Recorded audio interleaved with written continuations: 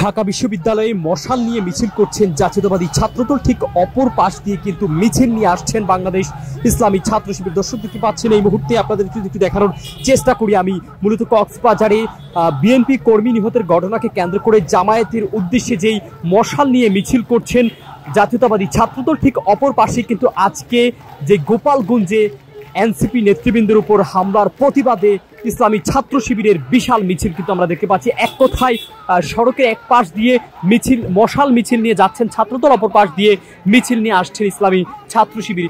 ঢাকা বিশ্ববিদ্যালয়ের ক্যাম্পাসে সেই দৃশ্য এই মুহূর্তে আপনাদেরকে আমি দেখানোর চেষ্টা করছি। RICL TMX, যুগের পর যুগ স্থাপনা থাকে মজবুত।